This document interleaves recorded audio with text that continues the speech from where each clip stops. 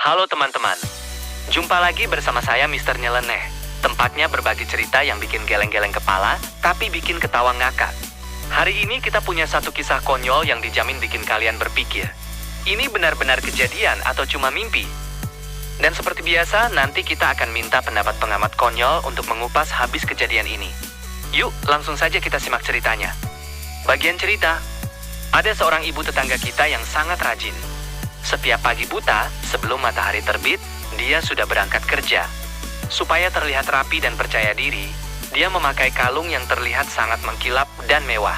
Padahal itu cuma kalung imitasi atau palsu, bukan yang asli. Suatu pagi saat dia lewat jalanan yang sepi, tiba-tiba ada dua orang yang naik sepeda motor mendekat.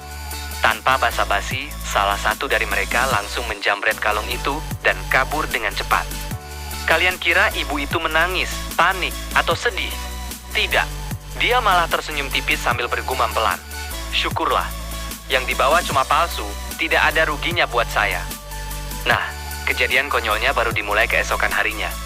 Di jam yang sama, di jalan yang sama, dan bertemu dengan orang yang sama lagi. Kali ini bukan menjamret, tapi malah berhenti dan memaki-maki sambil terlihat kesal berat. Begalnya bilang begini, "Hei mbak, kalung yang saya ambil kemarin itu ternyata palsu. Saya bawa ke pasar mau dijual, malah ditertawakan pedagang dan gak laku sama sekali. Awas lain kali kalau pergi kerja, jangan pakai kalung palsu. Harus yang asli dong, biar tidak merugikan profesi saya." Ibu itu cuma melongo bingung sambil berpikir, saya yang jadi korban, kok malah saya yang dinasihati? Analisis oleh pengamat konyol. Baiklah, sekarang kita panggil pengamat konyol untuk menguraikan kejadian ini. Pengamat konyol, wah, ini kasus yang unik sekali. Mari kita bedah satu persatu dengan analogi yang mudah dipahami. Analogi 1. Profesi yang kurang teliti. Bayangkan seperti seorang penjual bakso yang mencari pelanggan, tapi malah masuk ke warung jual mie instan. Sudah capek-capek datang, barangnya malah tidak sesuai harapan. Begal ini ibaratnya kurang riset pasar. Dia mengira apa yang terlihat mengkilap pasti berharga, padahal yang terlihat belum tentu asli. Sama seperti es batu yang terlihat bening, tapi kalau dipegang malah cair dan hilang.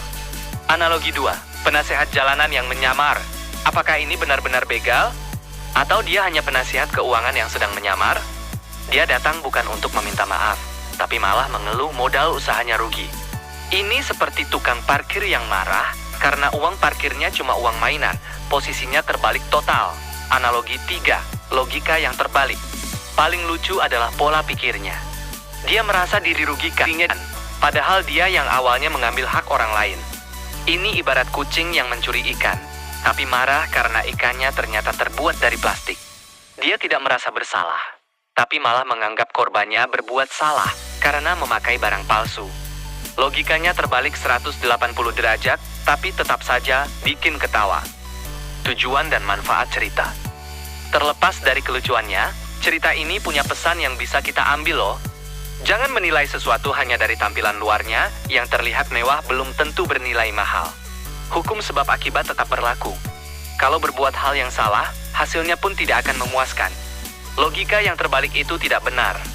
Tidak ada alasan yang bisa membenarkan perbuatan merugikan orang lain, sekalipun hasilnya tidak sesuai harapan.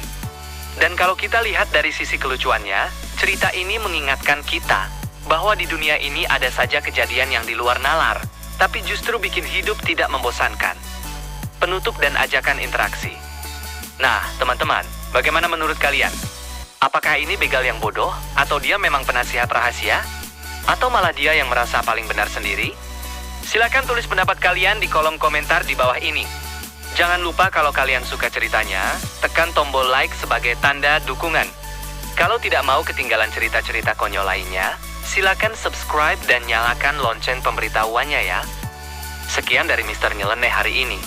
Sampai jumpa di cerita konyol berikutnya. Sampai jumpa. Gimana? Sudah pas dengan gaya yang kamu bayangkan?